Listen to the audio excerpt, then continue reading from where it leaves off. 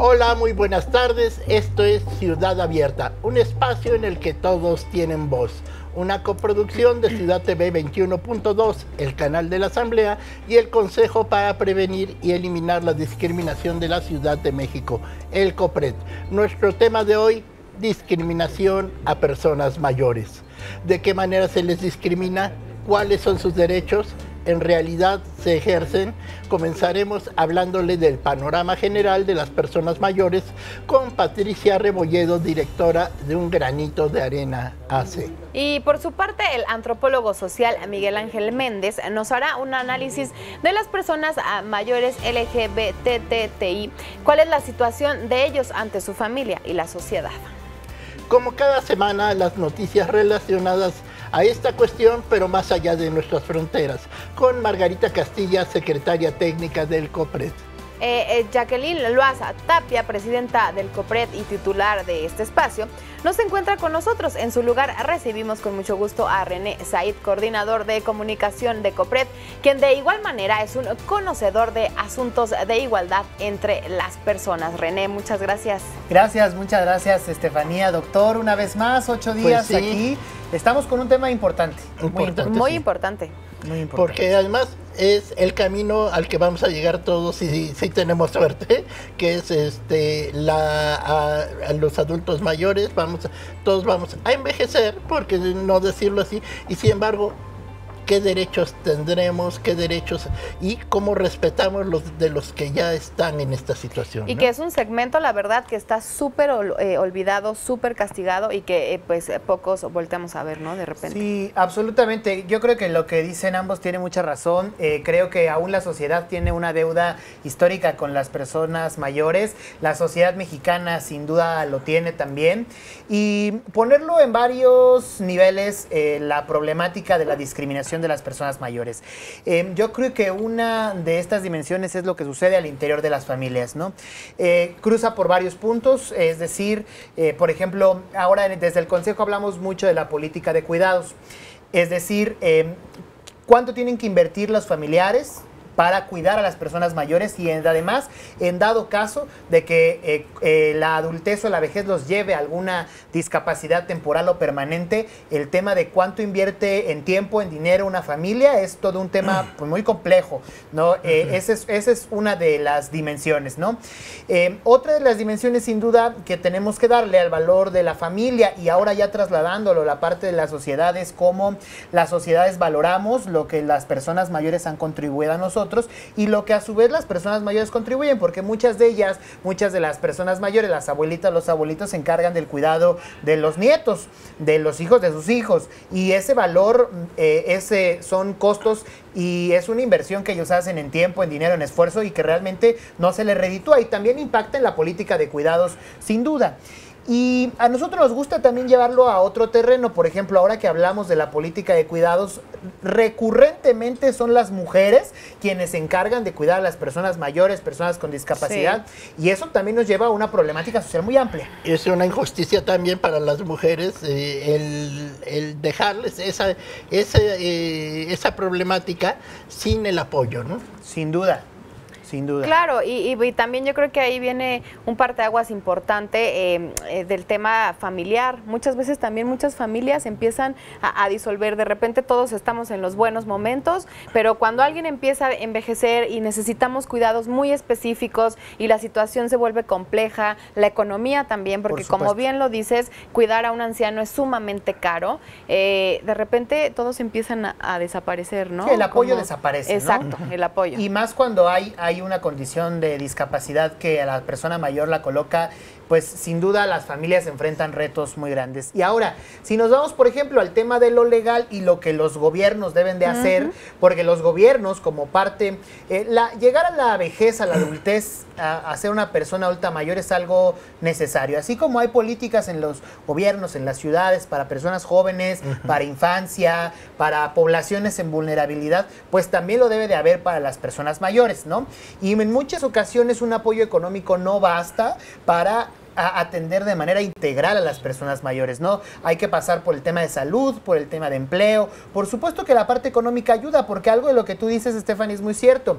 El tema de que la familia desaparece cuando las personas llegan a la adultez, y ahora, si lo cruzamos con la precariedad de los empleos, donde no necesariamente las personas mayores van a tener... y donde son discriminadas. Sí, por Exacto. supuesto. No, y donde son discriminadas y siempre van a optar por el joven, Claro. cuando el que tiene la experiencia es el adulto mayor, y que culturalmente hemos perdido ese respeto y ese lugar al que se le debe al anciano, y que por ejemplo vemos a otros países como Japón, que gracias a ese tipo de costumbres y respeto cultural, pues tienen también una sabiduría extra, ¿no? Sí, a mí lo que dices, doctor, me parece muy importante, porque en la parte de lo cultural también tenemos sin duda una deuda con las personas mayores. Por ejemplo, decirte que en el Consejo recibimos casos de personas que no son contratadas o son despedidas de su empleo cuando llegan a cierta edad y no necesariamente las liquidan o les dan su pensión como debe de ser, y eso también nos enfrenta a otras realidades. Y decirte, por ejemplo, que el Estado mexicano tiene una deuda pendiente en ratificar la convención respectiva de las personas mayores, y yo creo que desde ahí empieza el cómo los estados y los gobiernos se hacen responsables de esta problemática. Y ahora que hablas de las barreras sociales, doctor, decirte, por ejemplo, que hoy hablaremos con un joven especialista, antropólogo, que también ha trabajado con personas adultas mayores LGBT. Es decir, si de por sí la problemática al llegar a ser mayor... Llegamos a doble y triple discriminación. Por supuesto, ¿no? tienes toda la razón. O sea, sí, claro. Y si de por sí ser una persona LGBT en una realidad en nuestro país aún es compleja, imaginarnos que llega siendo LGBT adulto mayor, donde ya siendo adulto mayor tienes una exclusión, sumamos niveles de exclusión, se vuelve todavía mucho más complejo, ¿no? Entonces, pues hablamos de muchos niveles de discriminación a una misma persona. Sin duda, sin duda. Y yo creo que, o sea, imagínate, cuando eres adulto mayor LGBT y tu familia no te acepta por ser gay, lesbiana o trans, y todavía llegas a ser adulto mayor en una precariedad de los empleos, donde no tienes pensión, donde no tienes seguridad social y demás, la problemática pues es muy grande. Y además, cuando digamos que eres una persona trans adulta mayor y tienes que o requieres acceder a servicios de salud, sí, y por el simple hecho de ser trans te lo niegan, claro, o te lo limitan, es una gran problemática. Y también el tema de la soledad, ¿no? Si lo que decimos, si siendo un adulto mayor empieza a alejarse la gente, bueno, pues siendo gay, transexual y demás, de por sí, ¿no? Mucho más, entonces quedas mucho más solo. Sí, que a mí me gustaría, yo sé que ustedes, que aquí el Ombligo de la Luna y Ciudad Abierta tienen un amplio público de personas mayores que nos ven, yo invitaría a que nos llamen y nos escriban qué es lo que piensan de la exclusión, de la discriminación, de la falta de inclusión. ¿Cómo lo de han las vivido personas. ustedes? Por supuesto. ¿Cómo lo han vivido ellas o ellos ¿Cómo que lo han nos vivido? miran, ¿no? Están ahí ya apareciendo las redes en la pantalla. Y además no todo es malo, también Claro, hay soluciones, también hay comunidad de adultos eso es muy mayores, importante. y también no todo es tragedia, también vamos a hablar de soluciones y de que nos den ideas de cómo podemos llevar mejor todo, llevar a mejor camino toda esta Sin duda, situación, ¿no? absolutamente de acuerdo, doctor. Así es, y bueno, justamente un ejemplo de lucha en contra de la discriminación y ayuda a las personas mayores LGBTTI es Samantha Flores. ¿Quieres saber de quién se trata? Pues bueno, aquí se la presentamos, vamos a verla.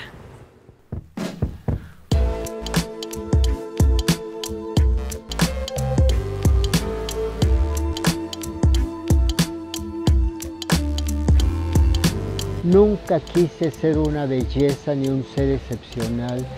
Yo quería ser una señora común y corriente, porque mi modelo siempre ha sido mi mamá.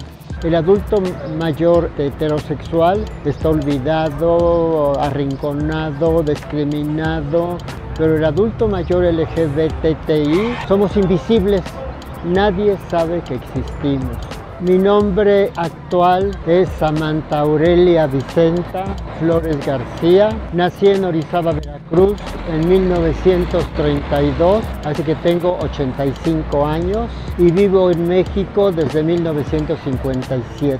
Y actualmente soy presidenta de la Asociación Civil Laetus Vitae, que quiere decir en español vida alegre, cuyo fin va a ser poner un albergue para el adulto mayor LGBTI cuando tengamos el dinero. Ya no queremos ser invisibles, queremos que la gente sepa que existimos y que necesitamos su ayuda. He tocado todas las puertas de gobierno y de partidos políticos, nunca me han dicho que no, nunca. Pero tampoco nunca me han dicho que sí. Ya hay uno en Madrid y hay uno creo que en Uruguay, pero son de paga y son para la gente muy rica porque son muy caros. El nuestro va a ser el primer ayuda al adulto mayor LGBTI gratuito, porque el nuestro va a ser primero en el mundo. Va a ser. Mi contribución va a ser para el adulto mayor LGBTI y me da gusto. Pienso que es mi tarea que tengo que hacer. Me convertí en Samantha Flores, de puro accidente, de diversión totalmente, de ay sí vamos a hacerlo, ay sí vamos a hacerlo. No pensar en una vida estable ya como después lo decidí, ¿no? Cuando la primera vez nos invitaron a que fuéramos a una fiesta, ¿no? Travesti, acababan de estrenar una película de Frank Sinatra, Grace Kelly, Bing Crosby, Louis Armstrong, con música de Cole Porter, y Cole Porter es mi autor predilecto, que también era gay, ¿no? Y Grace Kelly, que era la protagonista, se llamaba Tracy, pero su ex marido, que era Bing Crosby, le decía Samantha, y Cole Porter compuso una canción que se llama Samantha, y entonces le decía Sam, y a mí me gustó la ambigüedad del nombre. Sam de Samuel, Sam de Samantha, Sammy de Samantha, y por eso lo escogí. Y claro, Grace Kelly, ¿verdad? No cualquiera, ¿verdad? Yo vine en 1957 y México era un pueblote grandototote, claro, con un complejo, con la autoestima en el suelo, con muchos complejos. Nunca pensé que la Ciudad de México vamos a llegar como estamos ahorita, que ya se permite el casamiento entre personas del mismo sexo, que ya se puede adoptar, que ya estamos protegidos por la ley. Nunca supuse que podía ser eso posible. Es como película de Walt Disney para mí, ¿no?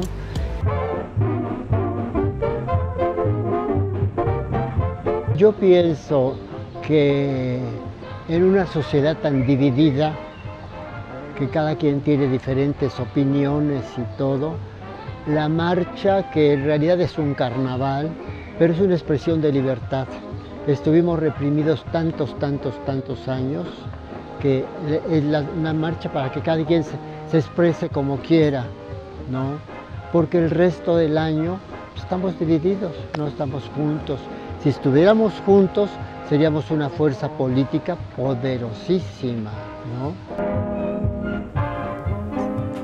Ay, Samantha Flores. Sí, interesantísimo, ¿no? Me parece que es una gran experiencia y yo creo que, claro, que el reto no es sencillo porque si bien hablar de las necesidades que tiene un albergue o un centro de retiro para personas mayores, más si lo hablamos hacia una persona LGBT que puede correr el riesgo, porque además la cultura y la educación de otras épocas son absolutamente distintas a las de ahora, el riesgo que corre en un albergue común puede ser mayor todavía, sin duda. Sí, por una doble discriminación, una vez más, pero también, además, es un lugar de reunión, lo que ella está proponiendo también, donde se pueda hacer comunidad, donde se pueda hablar, donde se puedan divertir, porque además se llama la alegría de la vida, ¿no? Sí. Que eso es súper interesante. Yo creo que todos los adultos mayores son sabios. Llegar a esa edad es tener totalmente una sabiduría súper desarrollada. Entonces, yo creo que son ideas que sí, como bien lo dices, no son fáciles, pero que sí no hay que quitar el dedo del renglón por todos los beneficios que pueden traer, ¿no?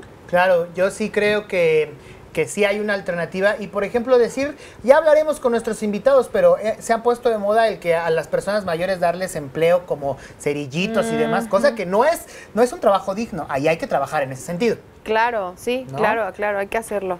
Pues, ¿qué les parece si vamos a una pausa y regresamos? Porque, bueno, todavía hay mucho que platicar y excelentes invitados. Ahorita regresamos.